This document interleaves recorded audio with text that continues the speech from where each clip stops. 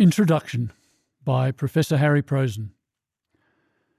Professor Prosen begins his introduction with a quote from Professor Anthony Barnett, zoologist, author and broadcaster, who said in 1983, quote, "In the whole of written history, there are only 2 or 3 people who have been able to think on this scale about the human condition." End of quote. The truth is, I am inadequate to write this introduction, but everyone is, so I'll do my best. Firstly, to immediately put into context the fabulous significance of what Australian biologist Jeremy Griffith has achieved with this book, it delivers the breakthrough biological explanation of the human condition, the holy grail of insight humans have sought for the psychological rehabilitation of our species. It brings a compassionate, redeeming, reconciling, and transforming understanding of our lives that the human race has lived in eternal hope, faith, and trust would one day be found, and have so assiduously pursued since we first became conscious beings some 2 million years ago.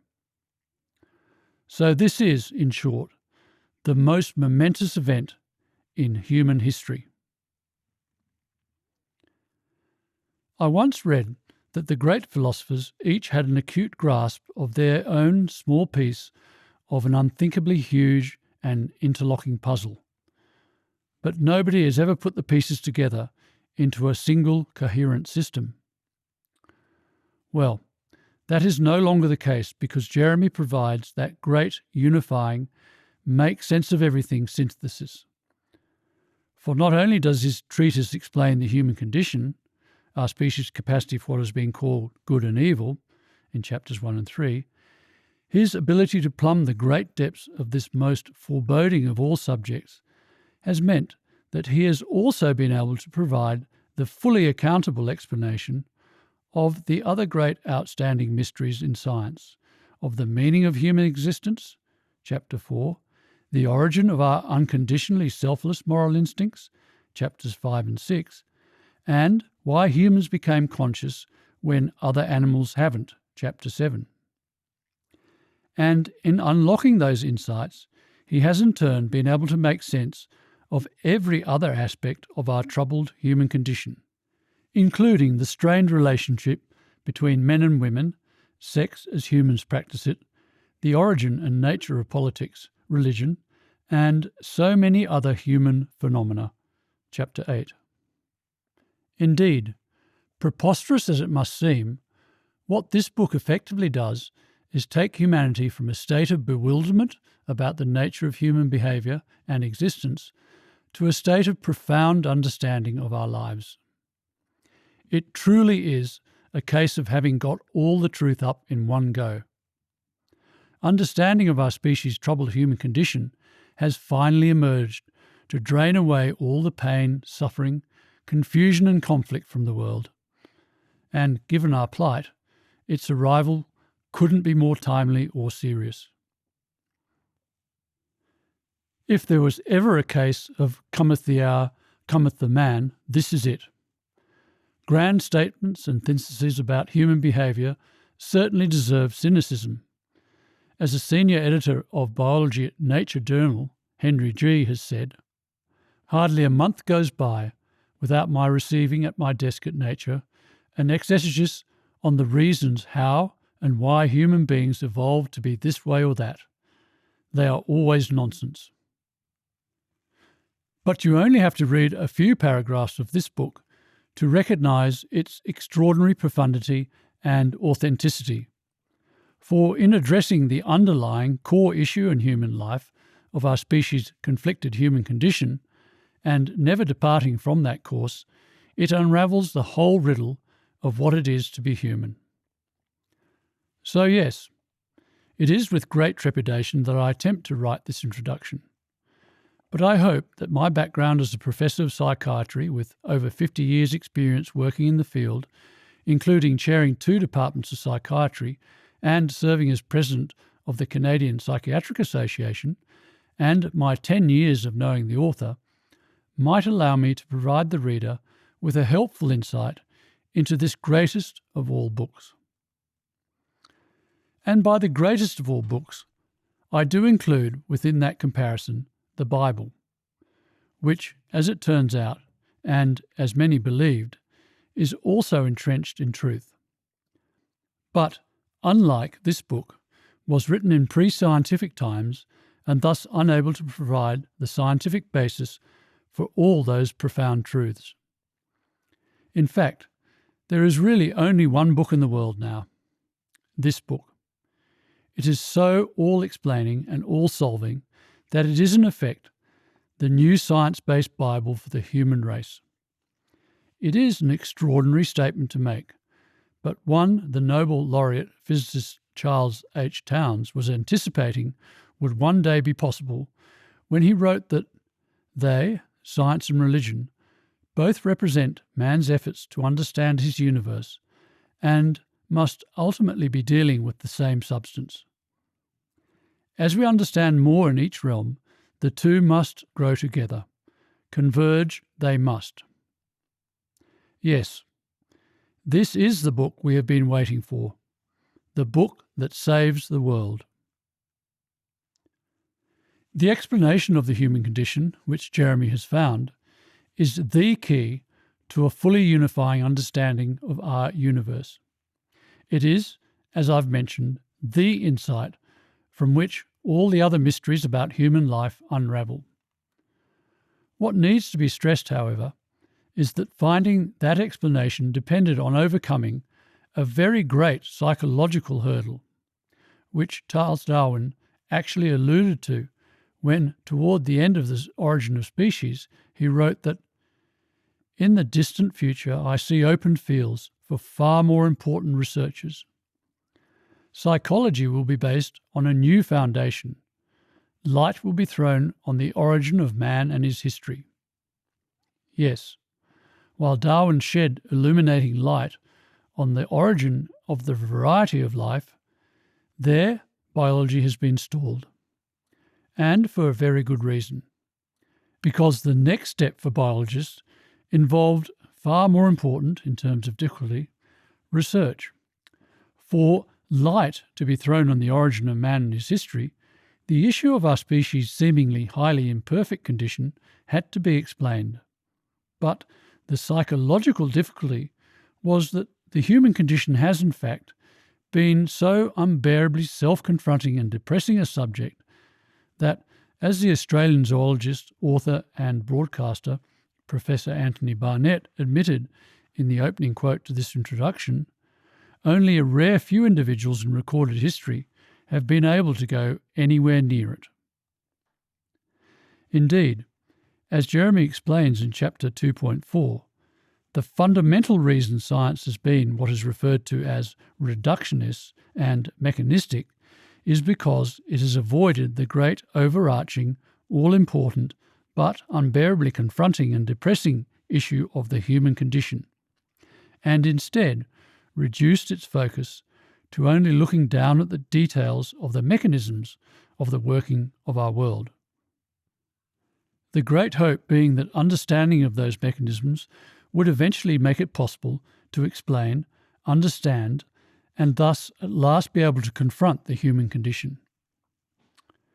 Which is all very well, but the problem was that to assemble that liberating explanation from the hard-won insights into the mechanisms of the workings of our world, a biologist was going to have to emerge who could face our species' psychosis. Mechanistic science had to do all the hard work of, as it were, finding the pieces of the jigsaw puzzle, but, unable to look at the whole picture, its practitioners were in no position to put it together. That task required someone sound and secure enough in self to look at the whole picture, to confront the human condition, which, as emphasised, is no mean feat in itself, but one which Jeremy was able to accomplish. In the 1970 book, The Structure of Scientific Revolutions, science historian Thomas Kuhn noted that revolutions are often initiated by an outsider, someone not locked into the current model, which hampers vision almost as much as blinders would. And when it comes to addressing the problem of the human condition, this need to think independently of the existing details-only focused, whole view of the human condition avoiding, mechanistic framework could not be more critical. For someone to be able to explain, and through that explanation bring reconciling, ameliorating understanding to our troubled human condition afflicted lives, they obviously had to be thinking from a position outside that conventional mechanistic paradigm. The situation certainly brings to mind Einstein's famous comment that we can't solve problems by using the same kind of thinking we used when we created them. I might say that I think we have always known that profound insight into human nature wasn't going to emerge from the ivory towers of intellectualdom. Rather, it was going to come from the deepest of deep left field, somewhere where some extraordinary untainted clarity of thought might still exist, such as from the backwoods of Australia, where these answers are actually from. So what exactly is the human condition? And why has the human race, including the mechanistic scientific establishment, been so committed to avoiding it, to living in such complete denial of it? And what have been the consequences for Jeremy, the outsider who dared to break such an entrenched, fiercely held doctrine? To draw on Jeremy's own penetrating description, the human condition is our species' extraordinary capacity for what has been called good and evil. While it's undeniable that humans are capable of great love and empathy, we also have an unspeakable history of greed, hatred, rape, torture, murder and war, a propensity for deeds so shocking and overwhelming that the eternal question of why seems depressingly inexplicable.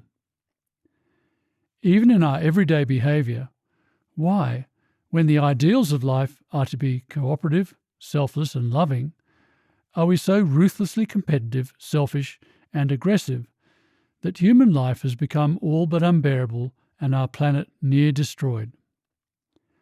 How could humans possibly be considered good when all the evidence seems to unequivocally indicate that we are a deeply flawed, bad, even evil species? But as my profession has taught me only too well, for most people trying to think about this ultimate of questions of whether humans are fundamentally good or not has been an unbearably self-confronting exercise. Indeed, while the term human condition has become fashionable, its superficial use masks just how profoundly unsettling a subject it really is. Again, the truth is, the issue of the human condition has been so depressing for virtually all humans that only a rare few individuals in history have been sound and secure enough in self to go anywhere near what the human condition really is. So for Jeremy to so freely and accurately talk about it, as he does in this book, he clearly must be one of those rare few.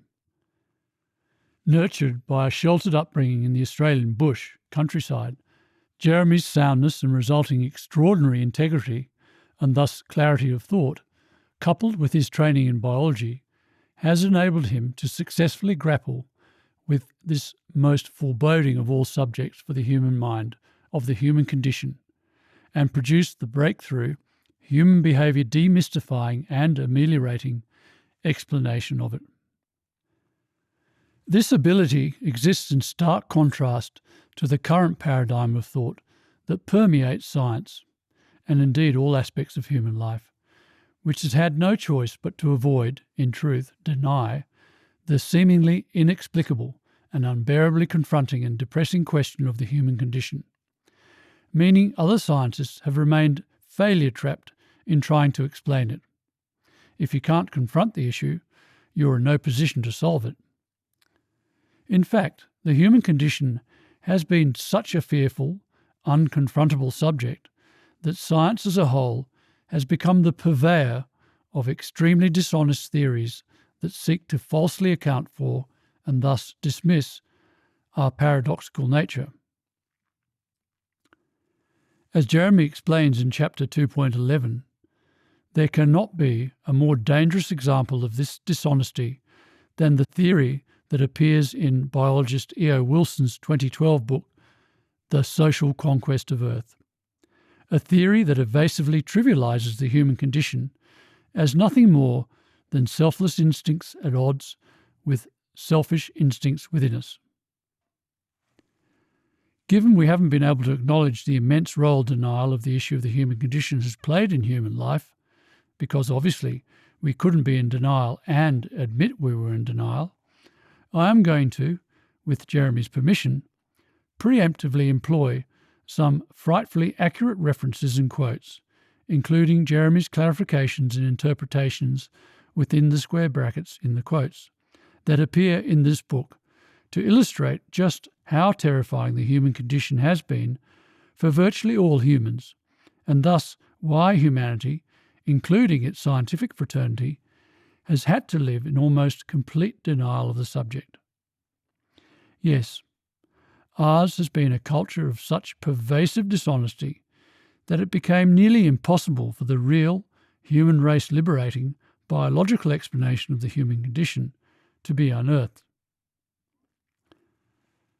The most famous account ever given of the human condition actually forms the centerpiece of Plato's most acclaimed work, The Republic, in which humans are metaphorically depicted living as prisoners in a dark cave deep underground. So fearful are they of the issue of the imperfection of their lives that the sun has the power to reveal. As Plato wrote, I want you to go on to picture the enlightenment or ignorance of our human conditions somewhat as follows. Imagine an underground chamber, like a cave with an entrance open to the daylight and running a long way underground. In this chamber are men who have been prisoners there. Plato described how the cave's exit is blocked by a fire that corresponds to the power of the sun, which the cave prisoners have had to hide from because its searing, painful light would make visible the unbearably depressing issue of the imperfections of human life. In terms of how unbearably confronting, in fact, suicidally depressing, grappling with the issue of the human condition has been, the great philosopher Soren Kierkegaard is said to have given the most honest description of that worse-than-death experience, writing in his aptly titled 1849 book, The Sickness unto Death, that the torment of despair is precisely the inability to die and end the torture of our unexplained human condition, that despair is the sickness unto death, this tormenting contradiction of our good and evil human condition conflicted lives, this sickness in self, eternally to die and yet not to die. The famous analytical psychologist Carl Jung provided an equally stark description of the terrifying nature of the human condition when he wrote, when it, our shadow, appears, it is quite within the bounds of possibility for a man to recognize the relative evil of his nature. But it is a rare and shattering experience for him to gaze into the face of absolute evil. The face of absolute evil is the shattering possibility, if humans allow their minds to think about it, that they might indeed be a terrible mistake. It follows then that to confront the human condition has been an impossible ask for most people. As another great philosopher, Nikolai Berdyaev, acknowledged, knowledge requires great daring. It means victory over ancient, primeval terror. It must also be said of knowledge that it is bitter, and there is no escaping that bitterness. Particularly bitter is moral knowledge, the knowledge of good and evil. But the bitterness is due to the fallen state of the world. There is a deadly pain in the very distinction of good and evil, of the valuable and the worthless. Trying to think about our corrupted, fallen, seemingly evil and worthless human condition-afflicted state has been an ancient primeval terror, a deadly pain, the bitterest thing in the world for virtually all humans. Knowledge of good and evil, of the human condition, requires great daring. No wonder Professor Barnett said to Jeremy back in 1983 that "You are being very arrogant to think you can answer questions on this scale. In the whole of written history, there are only 2 or 3 people who have been able to think on this scale about the human condition." It is perhaps not surprising, then, that the human condition avoiding, denial-based, mechanistic or reductionist scientific establishment, along with the human condition avoiding public at large, have found Jeremy's human condition confronting work deeply heretical, an anathema to be dismissed and even persecuted. Indeed, the persecution of Jeremy and his work was of such ferocity that it led to what was at the time the biggest defamation case in Australia's history, a case that, after 15 long years, resulted in the vindication of Jeremy's work. I know all this only too well because I was one of the international scientists who gave evidence in Jeremy's defence during the trial, where I was able to vouch for the veracity of Jeremy's biological thinking on the basis of the extensive studies and work I have carried out over many years on empathy within both humans and bonobos, as well as from all my experience in the field of intensive psychotherapy. The extreme paradox of this situation should be apparent to the reader. As humanity's designated vehicle for inquiry into our world and our place in it, science's ultimate objective and responsibility has been to find understanding of the human condition. So to treat the eventual discovery of its explanation as an anathema to the point of persecuting it is ridiculously counter to the whole purpose of science. The fundamental goal of the whole human journey of conscious thought and inquiry has been to find the reconciling, redeeming and rehabilitating explanation of our species' troubled condition. So to reject it when it arrives is madness of the highest order. Professor Barnett, who passed away in 2003, didn't mention to Jeremy who he considered to be the 2 or 3 people who have been able to think on this scale about the human condition, but I think we can deduce that they would have been Moses, Plato and Christ.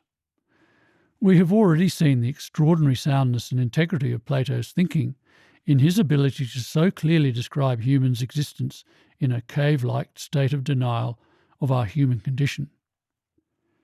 In fact, Plato's honest, truthful, human condition confronting clarity of thought was such that he actually fully anticipated the rejection, indeed persecution, that would occur when someone eventually found the truthful, compassionate, all liberating, but at the same time all revealing explanation of the human condition.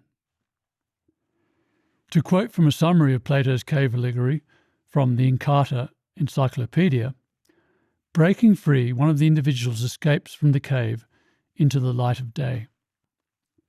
With the aid of the sun, living free of denial of our human condition, that person sees for the first time the real world and returns to the cave with the message that the only things that they have seen heretofore are shadows and appearances, and that the real world awaits them if they are willing to struggle free of their bonds.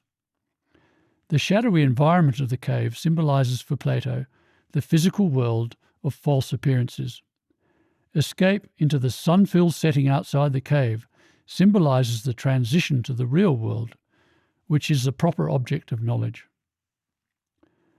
For the description of what would happen when the messenger tries to free the cave prisoners into the sun-filled setting outside the cave, Plato wrote that when he, the cave prisoner, were made to look directly at the light of the fire, again the fire corresponds to the power of the sun, which makes visible the imperfections of human life, it would hurt his eyes, and he would turn back and take refuge in the things which he could see, which he would think really far clearer than the things being shown to him. The mechanistic scientific establishment would prefer its human condition avoiding, dishonest theories. And if he, the cave prisoner, were forcibly dragged up the steep and rocky ascent out of the cave and not let go till he had been dragged out into the sunlight, the process would be a painful one, to which he would much object, and when he emerged into the light his eyes would be so overwhelmed by the brightness of it that he wouldn't be able to see a single one of the things he was now told were real. Certainly not at first, because he would need to grow accustomed to the light before he could see the things in the world outside the cave. Initially, the cave prisoners would find it impossible reading about and absorbing the truthful descriptions of the human condition. They would suffer from a deaf effect. Plato went on to say that they would say that his, the person who tries to deliver understanding of our human condition, visit to the upper world had ruined his sight. They would treat him as if he was mad, and that the ascent out of the cave was not worth even attempting, and if anyone tried to release them and lead them up, they would kill him if they could lay their hands on him. You can see all these quotes in The Republic, highlighted at www.wtmsources.com/227. Yes, as any psychotherapist knows, denials do fight back with a vengeance when faced with annihilation.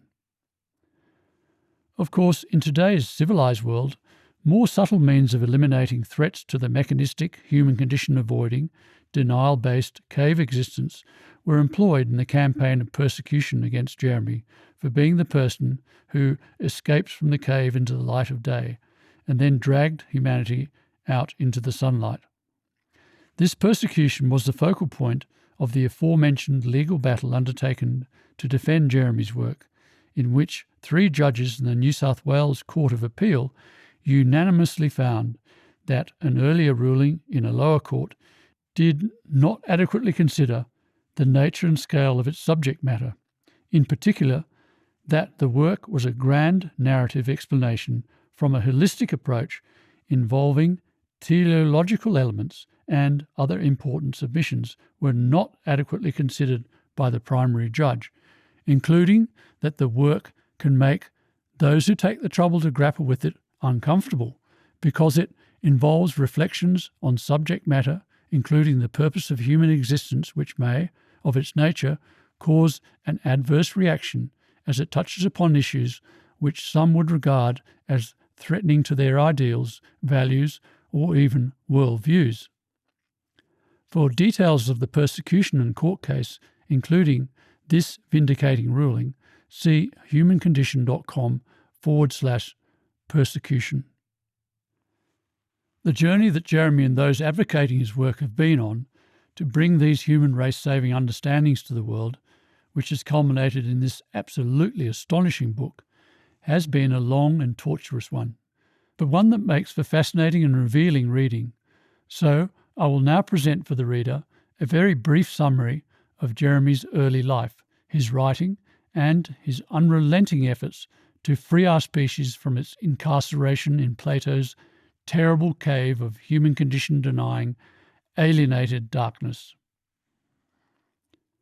Born on December 1st, 1945, and raised on a sheep station ranch in rural New South Wales, Australia, Jeremy was educated at Geelong Grammar School in Victoria, a school whose visionary approach to education has produced such notable alumni as Rupert Murdoch and His Royal Highness the Prince of Wales. He gained first-class honours in biology in the state matriculation exams, and in 1965 began a science degree at the University of New England in northern New South Wales. While there, Jeremy played representative rugby union football, making the 1966 trials for the national team, the Wallabies. For more information on this and other topics that I'm about to mention, please see the online version of Freedom that you can find on our website homepage, as it contains the links for more detail on these and other topics, along with many historical photos.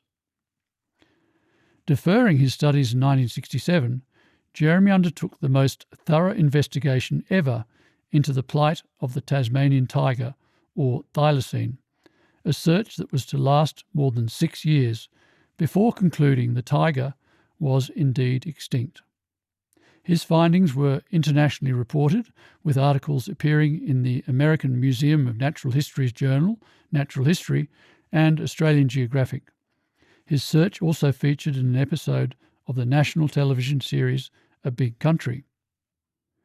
In 1971, Jeremy completed his Bachelor of Science degree in zoology at the University of Sydney, and the following year, in the same self-sufficient spirit with which he had undertaken the tiger search, he established a successful furniture manufacturing business based on his own simple and natural designs, which pioneered the use of bark-to-bark slabs of timber. On the subject of creativity, I should mention that Jeremy is also an accomplished artist. See humancondition.com/Jeremy-art-work. An upbringing nurtured with real, unconditional love, it is to the nurturing from Jeremy's mother and to the good fortune of having a father who is not oppressively egocentric that we really owe these world-saving insights. In the sheltered isolation of the Australian bush, left Jeremy deeply troubled and perplexed by all the selfishness, aggression, dishonesty and indifference on the one hand, and all the suffering on the other, that he inevitably encountered in the innocence destroyed, human condition embattled, psychotic wider world. In time, he realised that trying to save animals from extinction or trying to build ideal furniture wasn't going to make a difference to the extraordinary imperfection in human life, and that he would have to get to the bottom of the issue of this seeming complete wrongness of human behaviour, which is the issue of the human condition. And so it was, while building his furniture business, that Jeremy first began to write down his ever-developing thoughts about the problem of the human condition. Indeed, since the early 1970s, Jeremy has spent the first, often pre-dawn hours of each day thinking and writing about the human condition. After some 10 years of extraordinarily profound, honest, human condition confronting, not avoiding, effective thinking during his late 20s and early 30s, Jeremy was ready to present to the world his fully accountable, but for virtually everyone else unbearably self-confronting insights into human behaviour. It was an amazing decade of clear thinking, confirming Einstein's belief that a person who has not made his great contribution to science before the age of 30 will never do so. However, since producing his all-explaining synthesis, the problem Jeremy has encountered has been how to present it in such a way that people could access its confronting truthfulness. It's all very well to find the redeeming, reconciling, full truth about humans, but when everyone has been living in determined denial of all the elements that comprise that compassionate, full truth, how do you get them to overcome that denial and hear it? Recall that Plato said that when the cave prisoners are freed of their bonds, they would be so overwhelmed by the brightness of the light of understanding of our human condition that at first they wouldn't be able to see a single one of the things revealed as real. It is Jeremy's journey to find a way to overcome this difficulty that reading about the human condition initially causes that has led to this presentation of his synthesis in freedom. As you will see, his strategy in this book is to encourage readers to watch introductory videos to freedom at humancondition.com/intro-videos, and also be prepared to patiently reread the text so you can, as Plato said, grow accustomed to the light. Of course, this strategy was arrived at after much trial and error, over 30 years in fact, of presenting his synthesis in slightly different ways in a series of articles and books, beginning in 1983 with submissions to Nature and New Scientist, which were rejected, with the then editor of Nature, John Maddox, telling Jeremy that his starting point, teleological argument that there is an underlying order in nature, is wrong. As I will mention again shortly, in Chapter 4, Jeremy explains why the truth of the order in nature has been denied by human condition avoiding mechanistic science.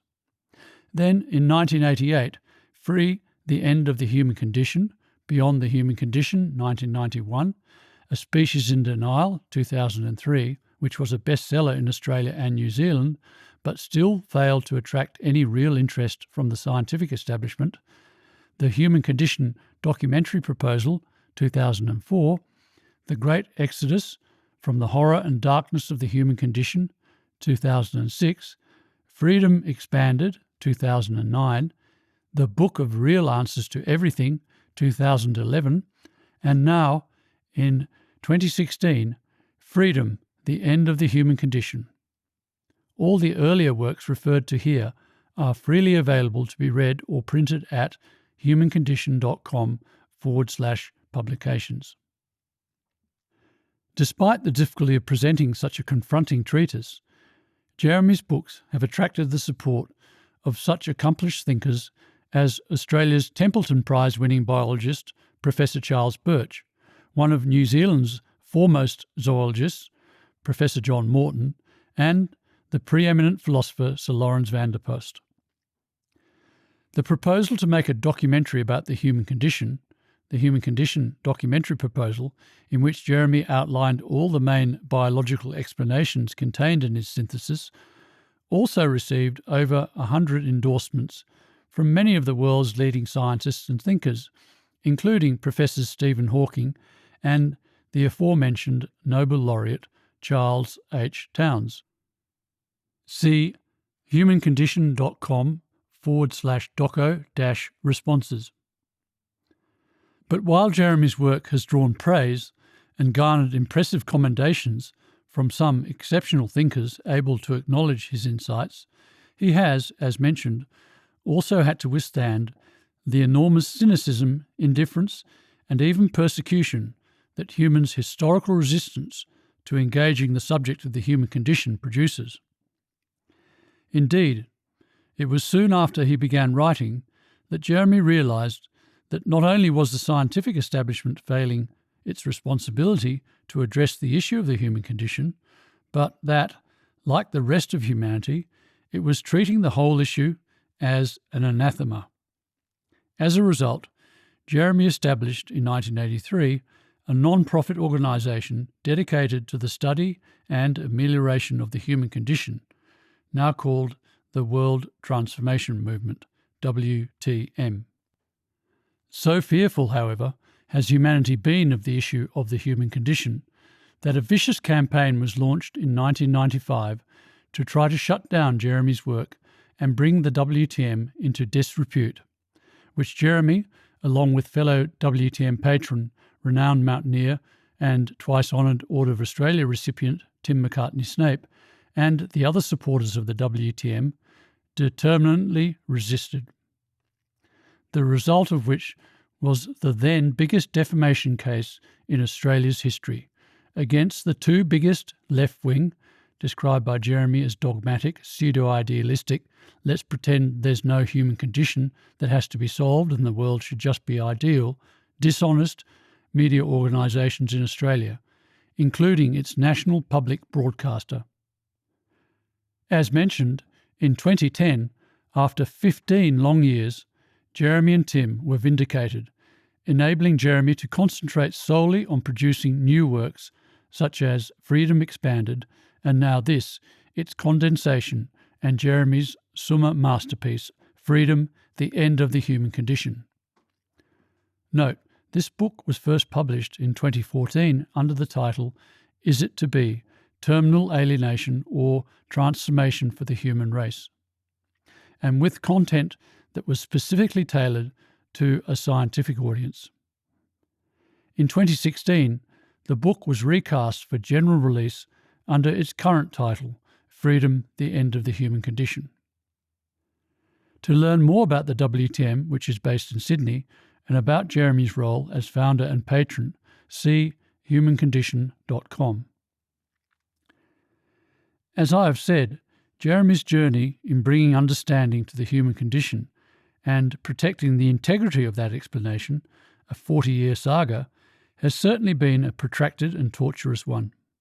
Indeed, the persecution was so terrible it left Jeremy seriously debilitated with chronic fatigue syndrome from 1999 to 2009. But bringing understanding to the human condition is the only rational path forward for the human race. Indeed, as a reflection of the looming psychological crisis for the human race, that is, the end result of having to live ever deeper underground in Plato's horrible cave of human condition avoiding, dishonest, alienated darkness, and the now desperate need for the reconciling, redeeming, and psychologically transforming light of understanding of the human condition. The following initiatives have all taken place in the last 18 months, as at February 2014, when this book was first published under the title Is It to Be? The sources of the following quotes are provided when Jeremy refers to them in paragraph 603 of Freedom. In December 2012, an American billionaire pledged $200 million to Columbia University's accomplished scholars whose collective mission is both greater understanding of the human condition and the discovery of new cures for human suffering.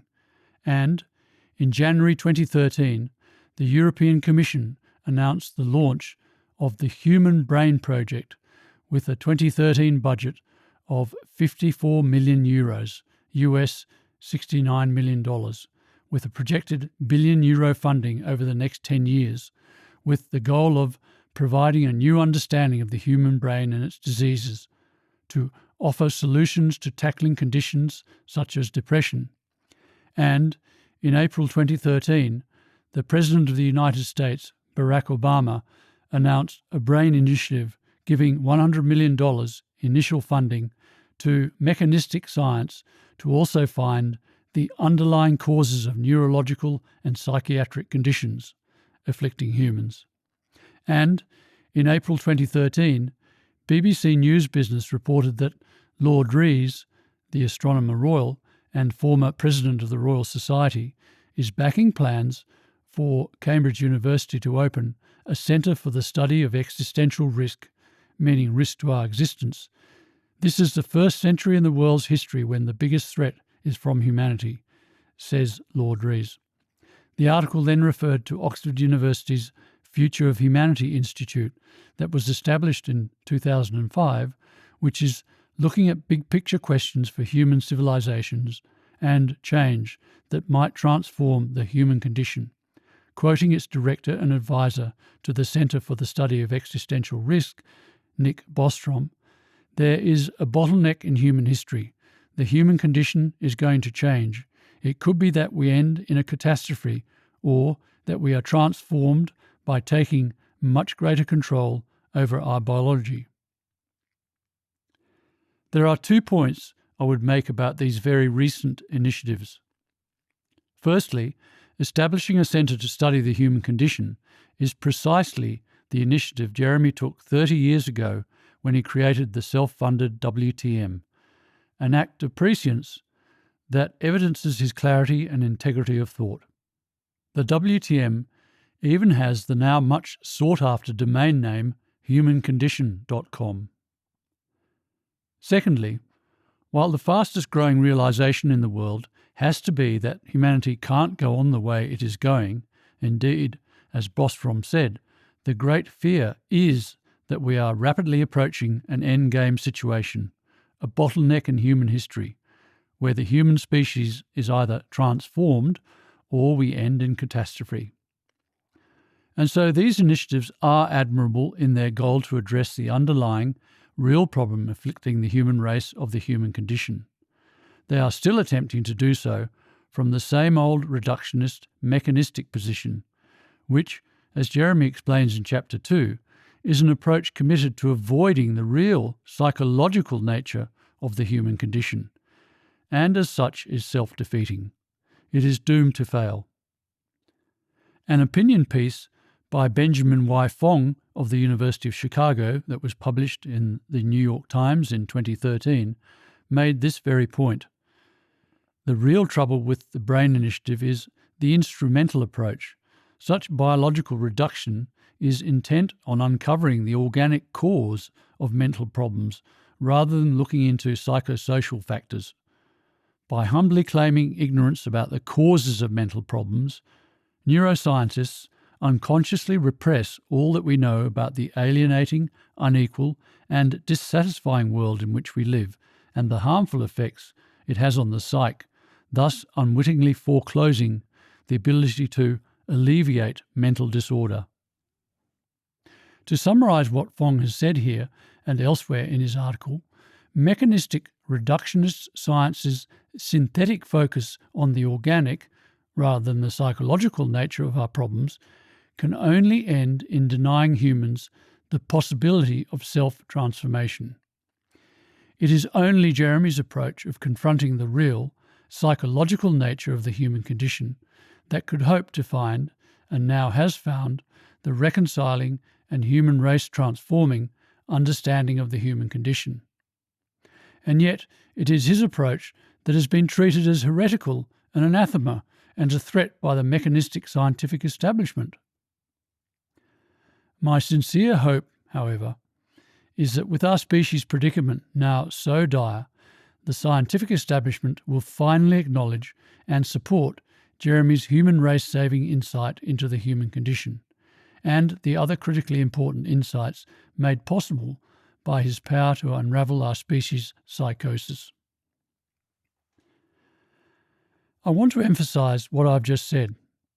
The desperation to solve the human condition that is apparent in the sudden emergence of all these admirable yet ultimately futile multi-million dollar supported brain initiatives evidences just how dire our situation is, just how close humanity is to the end in catastrophe, cornered, bottleneck, end-play situation of terminal alienation. And since Jeremy's psychosis confronting, solving, and transforming insights into the human condition are all that can save humanity from this fate, this book is all that the human race has standing between it and extinction. That is how important this book is, and why science must now recognise the substance and truth it contains. And I should point out that not only has Jeremy's work been treated as heretical by mechanistic science because he dares to look at the real psychological nature of the human condition, it has also been resisted because of the two reasons referred to in the ruling by the aforementioned 3 judges of the New South Wales Court of Appeal. Firstly, rather than being a more mechanistic and less thinking-dependent, deduction-derived theory, Jeremy, like Darwin did with his theory of natural selection, puts forward a wide-ranging induction-derived synthesis, a grand narrative explanation for, in this case, human behaviour, an approach, incidentally, that led to both Darwin's and Jeremy's work being very wrongly criticised by some for not presenting new data and a testable hypothesis, and even as not being science at all. Secondly, Jeremy's enormously knowledge-advancing, and science literally means knowledge, derived as it is from the Latin word scientia, which means knowledge, thinking is based on a holistic approach involving teleological elements. As Jeremy beautifully explains in Chapter 4, the reason that the fundamental truth of the teleological holistic purpose or meaning of existence, of developing the order or integration of matter into ever larger and more stable wholes, atoms into compounds, into virus-like organisms, into single-celled organisms, into multicelled organisms, etc., has been denied by human condition avoiding mechanistic science is because it implies humans should behave in an ordered, integrative, cooperative, selfless, loving way. The fundamental truth of holism, which literally means the tendency in nature to form wholes, confronts humans with the unbearable issue of the human condition, the issue of why don't we behave in an integrative, cooperative, considerate of others, loving way. As Jeremy explains in Chapter 4, this order of matter developing, integrative process, direction and meaning of existence is a truth we have been so fearful of, we have personified it as God. Jeremy once sent me a feature article that was syndicated in the weekend magazine of two of Australia's leading newspapers about the extraordinarily enlightened Australian biologist Charles Birch, who was the head of the biology faculty at Sydney University when Jeremy was a student there, which I will quote because it describes the treatment that has been given to any scientist who dared to recognise the teleological holistic purpose or meaning of existence. Titled Science Friction and written by journalist Deirdre Mackin in 1991, the article referred to an emerging group of scientists who are bringing about a scientific revolution and monumental paradigm shift in science because they have dared to take a holistic approach and are thus being seen by the scientific orthodoxy as committing scientific heresy. The article said that these scientists, such as the physicist Paul Davies and biologist Charles Birch, who are not afraid of terms such as purpose and meaning, are trying to cross the great divide between science and religion, adding that quite a number of biologists got upset about this new development because they don't want to open the gates to teleology. The idea that there is goal-directed change is an anathema to biologists who believe that change is random. The article summarised that the emerging clash of scientific thought has forced many of the new scientists onto the fringe. Some of the pioneers no longer have university positions. Many publish their theories in popular books rather than journals. Others have their work sponsored by independent organisations. Universities are not catering for the new paradigm. While Jeremy gained a Bachelor of Science degree at a conventional university, he didn't continue his studies there to gain a PhD, and he has published his theories in popular books rather than journals. But, as this article points out, the very good reasons for pursuing that autonomous path is that universities are not catering for the new paradigm.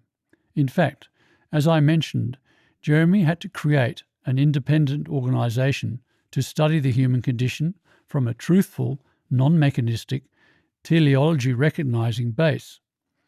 And as I mentioned, his prescience in pioneering this now recognised all-important frontier for science reveals what an extraordinarily capable and eminent scientist Jeremy is, a professor of science in the truest sense. Thomas Kuhn was certainly right when, as I mentioned earlier, he said that revolutions are often initiated by an outsider, someone not locked into the current model, which hampers vision almost as much as blinders would. Kuhn also recognised that when a field is pre-paradigmatic, introduces a new paradigm, as Jeremy's work does, progress is made with books, not with journal papers. And I might point out that just as Jeremy has had to do to create a revolution in science, Charles Darwin was a lone genius working from his country home without any official academic position. In conclusion, and given Jeremy was so vilified he was made a pariah, I would like to emphasise the height of my regard for him. He is the most impressive person and courageous thinker I have ever met, and no doubt ever will. Normally people disappoint you at some point, or on some occasions, but Jeremy never does. Basically, he is not egocentric. Being exceptionally well nurtured with unconditional love as a child, he is sound and secure in himself, and as a result, is not preoccupied having to prove his worth all the time, like most people are. Free of such selfish self-preoccupation, he is selflessly concerned only with finding a way to end all the suffering in others, which has resulted in him focusing on finding the solution to the human condition. And being sound and secure in self has meant that in tackling that issue, he has been able to think in an unafraid, truthful, and thus effective way about it. As Berdyaev foresaw, it was going to require great daring to find knowledge of good and evil, understanding of the human condition. It is quite amazing, in all my years of meeting people and practicing psychiatry, I haven't encountered a soul like him. He is one of those incredibly rare individuals, a person of intellectual rigour and personal nobility, who has the capacity to be completely honest without a personal bent. When you are with him, you can feel his passion for the truth, which he embodies. Indeed, meeting Jeremy as I did after reading so much of his work, I realised that he lives 100% in the world that he writes about, an immensely inspired, childlike, zestful, enthralled with all of life, truthful world where the human condition is at all times being addressed and understood. Unlike everyone I've ever come across, for whom discussion of the human condition is so extremely difficult, almost impossible one might say, when you talk to Jeremy about the human condition and the biology surrounding it, the world changes. Everything seems possible. Biology makes sense. Logic, simple and obvious truth, replaces overcomplicated intellectual scientific downright rubbish, the vast majority of it. Indeed, science, and biology in particular, is so saturated with evasive, dishonest denial that the denial-free world of understanding that Jeremy introduces us to is so new it is akin to having to start your education all over again. Jeremy's capacity for unerring and unrelenting honesty is literally staggering, but, as you will see, it is always accompanied by understanding. His is no feel-good, guru-like false prophet form of totally dubious and ephemeral help for humans' troubled lives, but a get-to-the-bottom of all the problems, truthful, real, insightful, ameliorating love that the world has been so in need of. And thankfully, right through all the vehement resistance that he has faced and overcome in the last 30 years of his life, which took him near to death, Jeremy never gave up his responsibility that he saw right from the early years of his completely nurtured with love upbringing to deliver the understanding of human nature that would end all the suffering in the world. Since coming across Jeremy's work 10 years ago and realising its enormous world-saving significance, I've kept one of his pieces of writing with me at all times. Having these insights into what it means to be human brings such clarity and change to everything that staying in close contact with them in a world that is so distressed and psychologically crippled brings me relief, security, and optimism for the future like nothing else I've ever encountered. Jeremy is the ultimate psychotherapist, the psychotherapist for psychotherapists. In fact, all the great theories I have encountered in my lifetime of studies of psychiatry can be accounted for under his explanation of human origins and behaviour. I want to emphasise that Jeremy does describe the world exactly as it is, with all its imperfections. But just as he describes all the horror of the world, he also provides the insight into our condition that makes possible the only real hope, optimism, and downright out-of-your-skin excitement for the future of the human race and our planet. A transformational experience Jeremy introduces us to in Chapter 9. Indeed, while the overall significance of this book is its ability to transform the reader, and thus the human race, by presenting the most relieving, uplifting, and positive story ever told about humans, the explanation of the human condition in Chapter 3, which is summarised in Chapter 1, is so amazingly accountable, insightful, and relieving that it alone will transform you. Yet be warned. While ever hopeful, humans are also great skeptics when it comes to the prospect that anyone could ever actually get in behind what the human condition really is, and from there explain and expose everything about us, which means that what typically occurs when someone begins reading this book is that they're expecting it to be like any other, that at best it will only allude to the human condition, rather than going right into and down to its depths. The result of this skepticism and underestimation is that when someone starts reading this book, they usually progress further and further into a state of shock until they are, as author Ian Fraser acknowledged in his comment at the very beginning of the book, staggered into silence.